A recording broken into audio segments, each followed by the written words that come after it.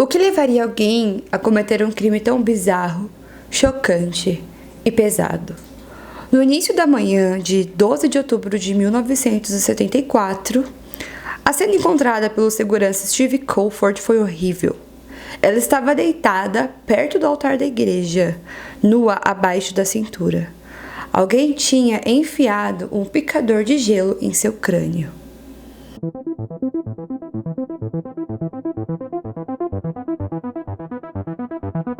Arliss Kay Dykema, ela cresceu em Bismarck, em Dakota do Norte, nos Estados Unidos, aonde no ensino médio ela conheceu o Bruce de Perry e eles começaram a namorar desde jovens, eles se apaixonaram. Em agosto de 1974, depois de alguns anos de relacionamento, eles decidiram finalmente se casar. O Bruce, marido da Arliss, ele estudava medicina na Universidade de Stanford, na Califórnia.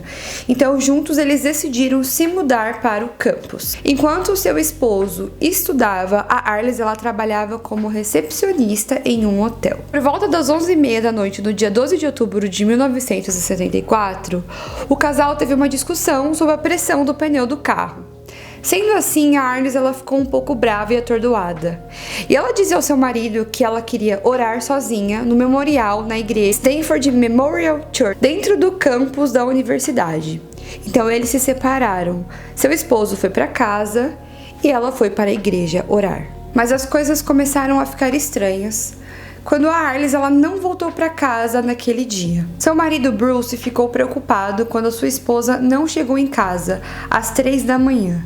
Foi então que ele decidiu chamar a polícia para relatar o desaparecimento da sua esposa. No entanto, oficiais do gabinete do xerife do condado de Santa Clara foram à igreja e relataram que todas as portas externas estavam trancadas, já que o Bruce disse que a sua esposa tinha saído para orar.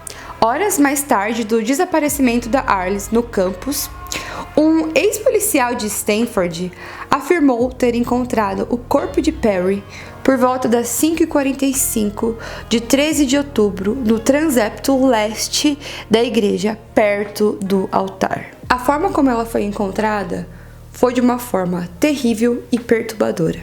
Ela foi encontrada pelo segurança que fazia vistoria todos os dias pelo campus. Ela foi encontrada virada para cima, com as mãos cruzadas sobre o peito.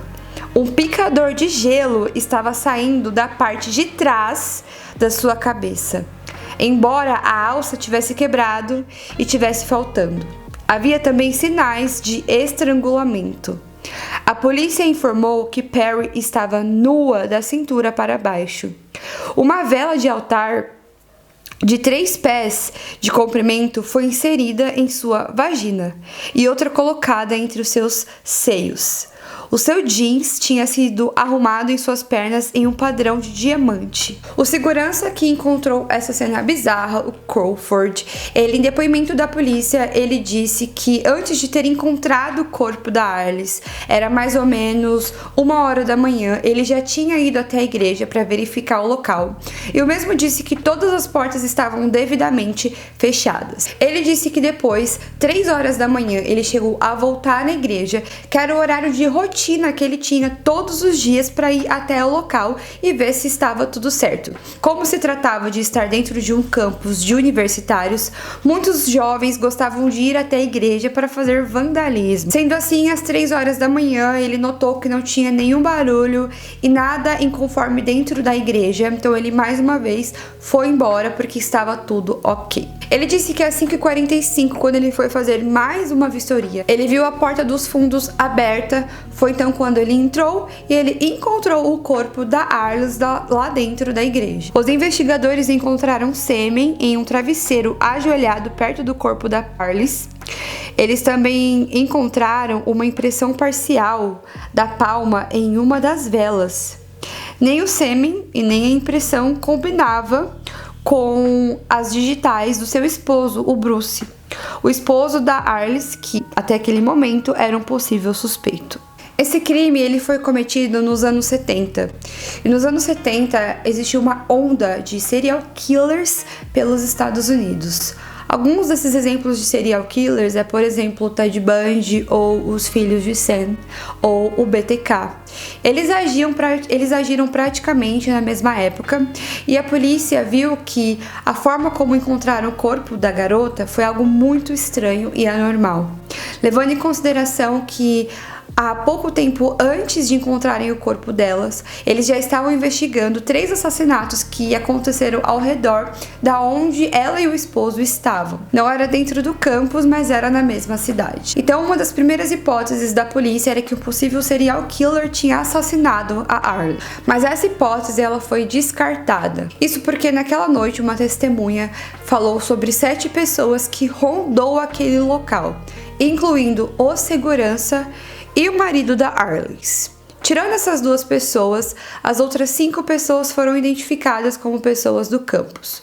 Todas eram suspeitas desse assassinato. Um vizinho notou que um jovem estava prestes a entrar na igreja por volta da meia-noite.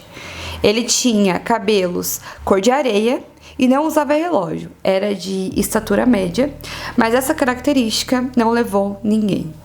Esse caso permaneceu em aberto e foi rotineiramente analisado como caso arquivado pela Unidade de Casos Arquivados da Promotoria do Condado de Santa Clara, no gabinete do xerife. Levando em conta que era uma época que tinha muitos assassinos em séries, mesmo eles investigando e pegando e prendendo alguns desses assassinos, nada levava até o caso da Arliss, o que ficou por muito tempo um caso arquivado. Em 2018, 40 anos depois do assassinato, no entanto, Crawford foi definitivamente ligado ao assassinato após um teste de DNA mais avançado, pois houve um interesse da polícia em reabrir esse caso.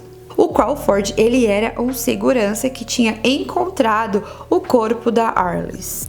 Na época do crime, ele era um veterinário militar que já havia sido um policial armado e o seu trabalho foi reduzido à segurança desarmada, pois ele havia sido demitido do seu emprego na aplicação da lei devido a uma condenação por furtos em lojas. Sendo assim, o caso finalmente se encaminhava para uma resolução histórica depois de quase 40 anos em aberto. Aos 74 anos de idade, Crawford viu de sua janela carros da polícia pararem na frente da sua residência, com um mandado de busca e apreensão em suas mãos.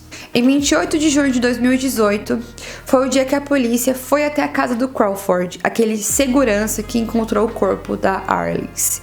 Assim que ele viu que a polícia estava se aproximando a mais ou menos 3 milhas de distância da Universidade de Stanford, no momento em que a polícia chegou, ele entrou dentro da sua casa, fechou a porta e tirou a sua própria vida. O mesmo tirou a sua própria vida com um tiro de pistola na sua cabeça.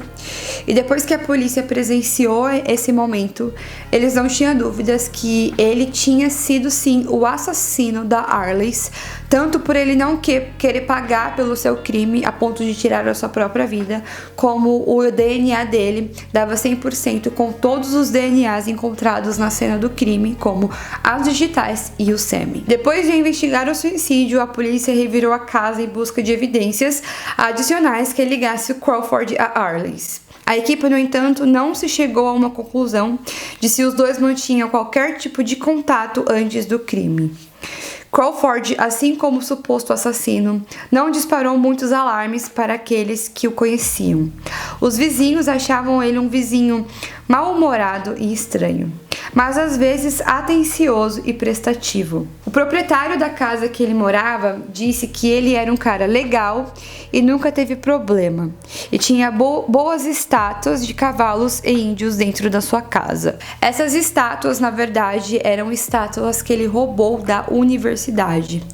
Ele tinha muita raiva do local, disse porque ele foi demitido porque acusaram ele de roubo. Inclusive, uma das suas prisões foi por conta de roubos que ele cometeu dentro da universidade. Por conta disso, ele acabou indo preso algumas vezes, e uma das hipóteses é que ele tenha feito aquilo com a Arliss justamente por vingança do local onde ele odiava, que era a Universidade de Stanford. Dessa mesma época, como um caso envolvia um suposto ritual religioso, o serial killer David Berkowitz, conhecido como Sam, que também ficou famoso aquela série do Netflix, Os Filhos de Sam, mencionou o assassinato de Arliss em algumas cartas. San Jose Mercury News, um jornal, um repórter que se chamava Jesse Seyfert, observou que os investigadores entrevistaram Sam na prisão e que acreditavam que ele não tem nada de valor a oferecer em relação ao caso da Arliss. No entanto, o repórter investigativo Mary Terry observou que Sam ofereceu informações sobre o caso sem ser solicitado, escrevendo uma carta em 1979. Ele falava assim: Arliss Perry, caçado, perseguido e morto. Seguido para Califórnia, Stanford Universidade. O xerife do condado de Santa Clara, Larry Smith, estava aberto à possibilidade de que o Crawford ele poderia ter tido mais vítimas. A Palo Alto Online relata em uma de suas reportagens que a polícia encontrou na varredura em seu apartamento um livro que se chamava Literatura de Serial Killer em sua casa. Ele disse que o departamento de polícia montou um gráfico de homicídios não resolvidos e eles estavam analisando quando ele morava naquela área. Inclusive, esse caso ele é citado na série do Netflix, Os Filhos de Sam. Vocês podem assistir. Tinha citado o caso em alguma de suas cartas. E para quem não conhece Os Filhos de Sam, ele era um serial killer que ele matava. Ele dizia que ele matava a pedido do diabo.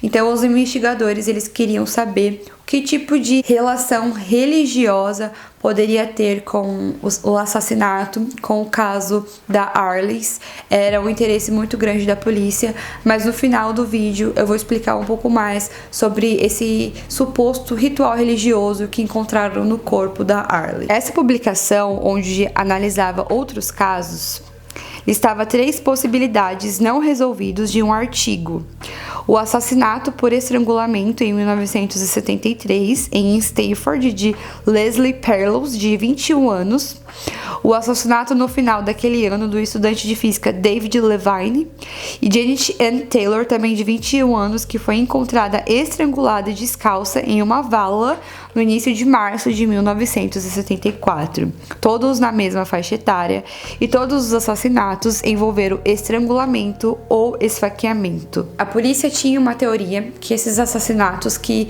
eram de estudantes em Stanford e estrangulados eram pela mesma pessoa, porque basicamente tinham o mesmo modus operandi, por isso que a primeiro momento eles não desconfiaram ou eles não acharam que o Crawford podia ter algo a ver, mas eles também queriam relacionar o caso da Arliss com os casos de Sam por conta do ritual religioso, mas eles acabaram chegando na conclusão depois de 40 anos que Crawford ele tinha assassinado sim a Arliss e que sim, talvez ele poderia ter cometido esses assassinatos dessas outras 3 pessoas. Por que que ele usaria no corpo da Arliss esse ritual religioso?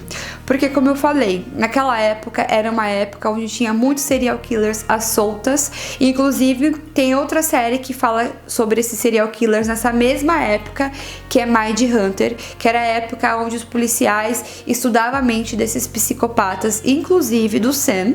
Colocado esse exemplo de ritual religioso na cena do crime da Arliss para que pudesse ser despistado qualquer ligação com ele ou com os outros casos que estavam acontecendo ao redor. Naquela época, assassinatos com elementos profanos não eram inéditos. No entanto, os elementos satânicos devem ser encarados com ceticismo na maioria, principalmente naqueles que ocorreram na década de 70 e 80, que eram os adoradores de Satanás. Há muitos são acusados dos crimes mais hediondos, quando frequentemente a encenação de certos crimes, como o de Perry. Nesse caso, ele realmente pretendia desviar a suspeita do verdadeiro assassinato, fazendo com que não desconfiassem dele e que assimilasse aquele crime diferente dos outros crimes que aconteceram ao redor do campus. De qualquer forma, esse crime ele foi desvendado depois de 40 anos. Infelizmente, o assassino ele não foi julgado porque ele tirou a própria vida antes disso, mas o caso ele não é mais um caso não solucionado e agora ele é um caso arquivado como um caso onde descobriram quem foi o verdadeiro assassino dessa garota. Lembrando que todo o conteúdo, tudo aquilo que eu falei sobre religião são de acordo com as fontes de pesquisa que eu fiz para criar o roteiro desse vídeo. E foi esse o caso de hoje. Deixa aqui pra mim nos comentários o que você achou desse vídeo. Se você gostou desse vídeo, se você é novo, se inscreva no canal, deixe o seu like. O link das nossas redes sociais está aqui na descrição do vídeo. Temos vídeos toda semana. E é isso. Um beijo e até o próximo vídeo.